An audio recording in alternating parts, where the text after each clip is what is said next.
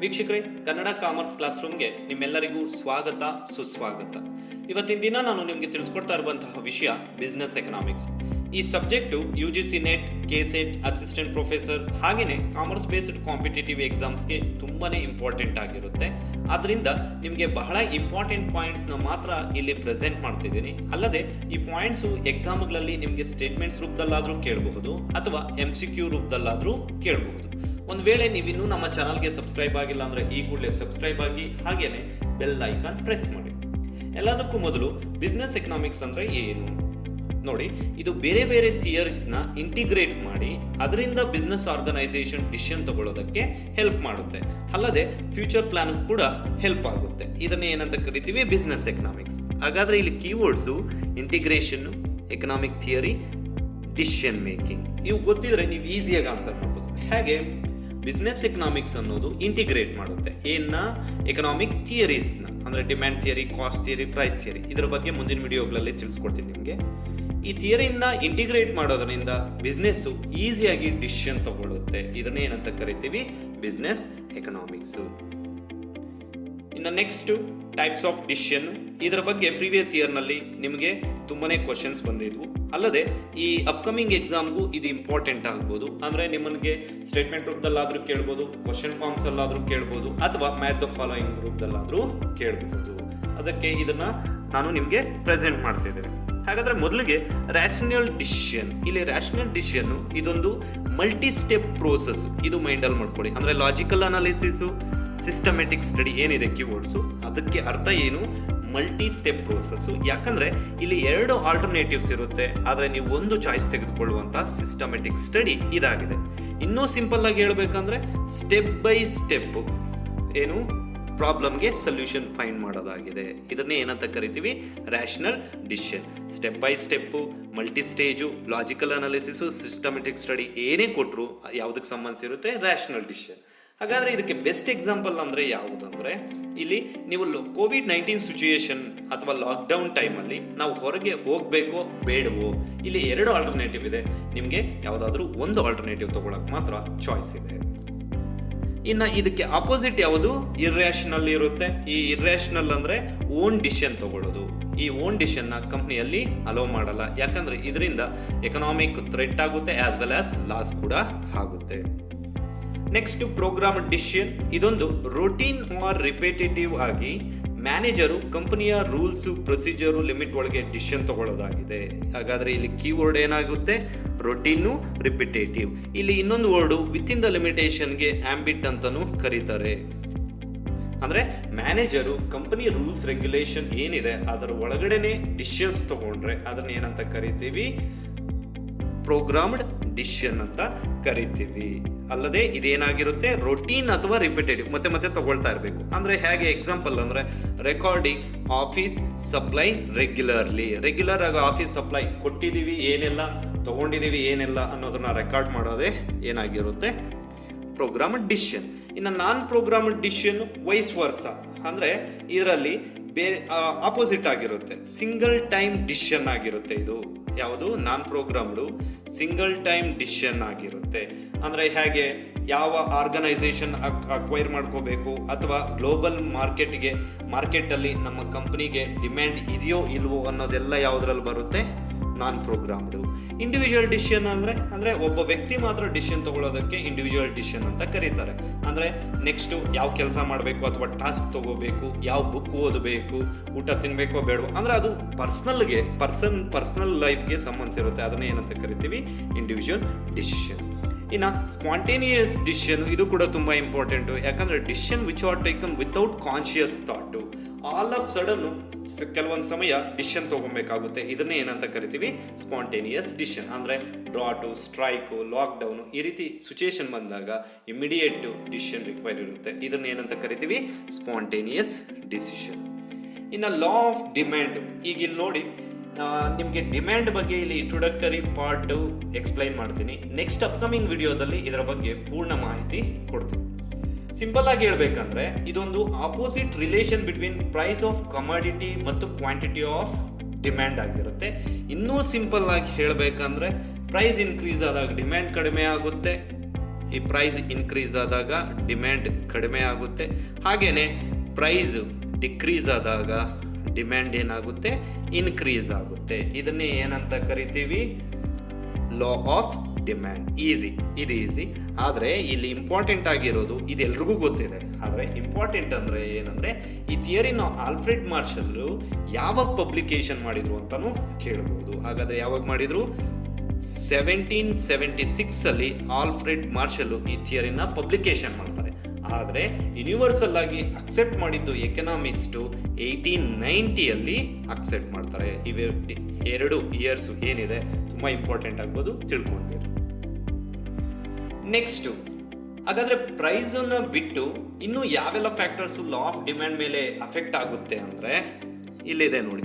Income of consumer, price of related goods, taste and preferences of buyers, ಇನ್ನು ಹೀಗೆ ಹಲವಾರು ಏನು ಫ್ಯಾಕ್ಟರ್ಸ್ ಇದೆ ಅದು ಯಾವುದ್ರ ಮೇಲೆ ಎಫೆಕ್ಟ್ ಆಗುತ್ತೆ, ಲಾ ಆಫ್ ಡಿಮ್ಯಾಂಡ್ ಮೇಲೆ ಎಫೆಕ್ಟ್ ಆಗುತ್ತೆ. ಪ್ರೈಸ್ ಬಿಟ್ಟು ಇದ್ರ ಬಗ್ಗೆನೂ ಕ್ವಶನ್ಸ್ ಫ್ರೇಮ್ ಆಗುತ್ತೆ.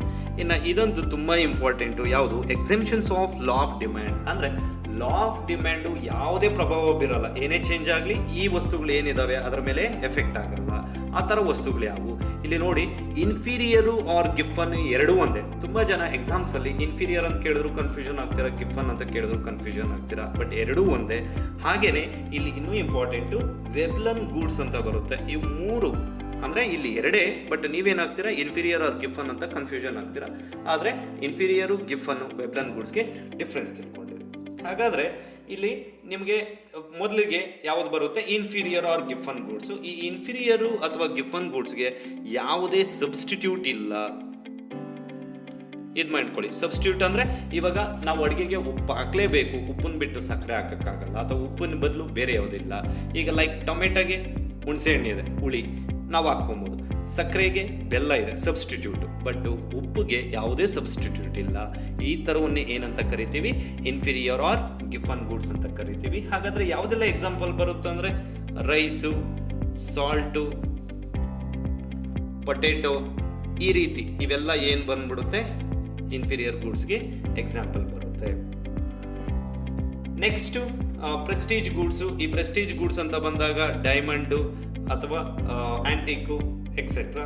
ಇನ್ನು ಕನ್ಸ್ಯೂಮರ್ ಮಿಸ್ಕಾನ್ಸೆಪ್ಟು, ಚೇಂಜ್ ಇನ್ ಫ್ಯಾಷನು, ಇವುದ್ರ ಮೇಲೂ ಕೂಡ ಯಾವುದೇ ಎಫೆಕ್ಟ್ ಆಗಲ್ಲ.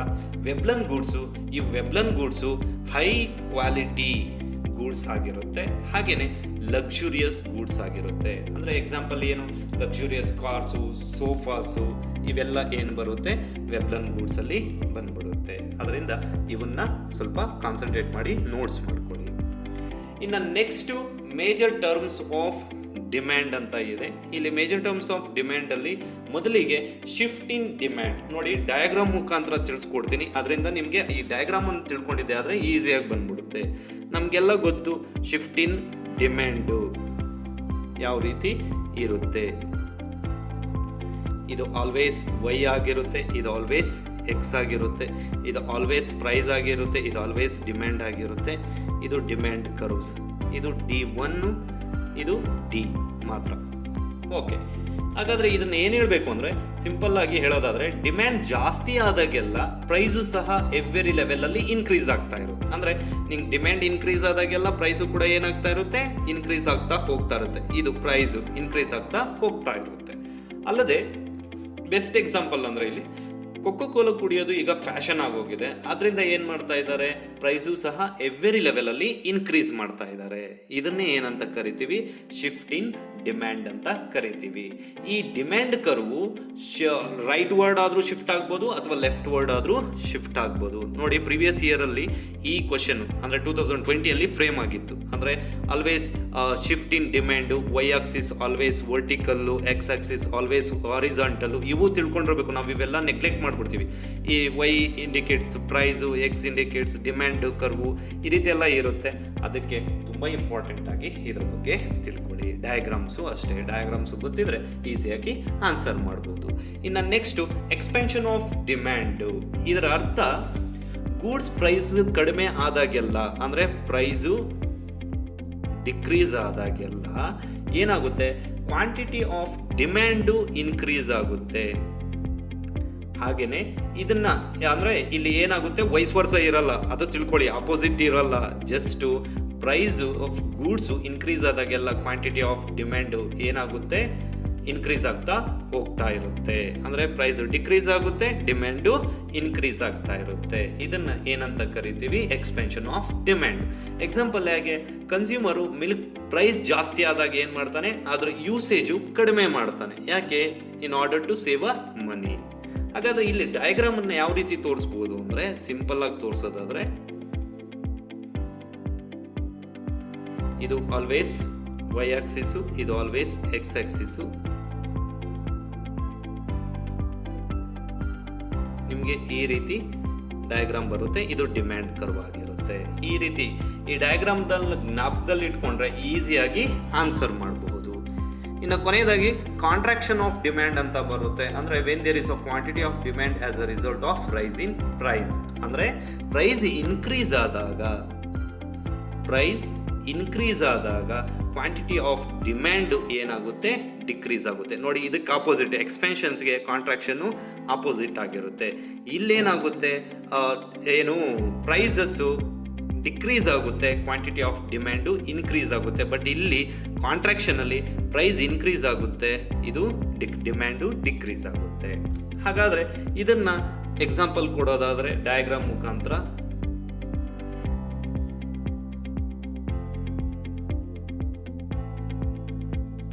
ಇದು demand, this is why, this is X, and always price, quantity, demand ಈ ರೀತಿ ಇರುತ್ತೆ.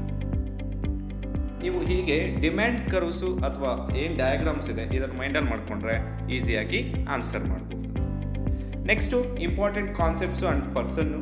ಸೇಲ್ಸ್ ಮ್ಯಾಕ್ಸಿಮೈಸೇಷನ್ ಕಾನ್ಸೆಪ್ಟ್ ಕೊಟ್ಟಿದ್ದು William Jack Baumol. Father of economics Adam Smith, ಅಂದರೆ FRSAಯಲ್ಲಿ. ಕನ್ಸ್ಯೂಮರ್ ಸರ್ಪ್ಲೆಸ್ಸು, ಇದು ಪಾಪ್ಯುಲರೈಸ್ ಮಾಡಿದ್ದು ಆಲ್ಫ್ರೆಡ್ ಮಾರ್ಷಲ್ಲು. ಹಾಗೆಯೇ imperfect competition Edward Hasting Chamberlin. Next the positive impact of monopoly, Joseph Alois Schumpeter. Law of diminishing marginal utility, Carl Menger. Theory of revealed preferences, Paul Anthony Samuelson. Kink demand curve, Paul Marlor Sweezy. ಧನ್ಯವಾದಗಳು.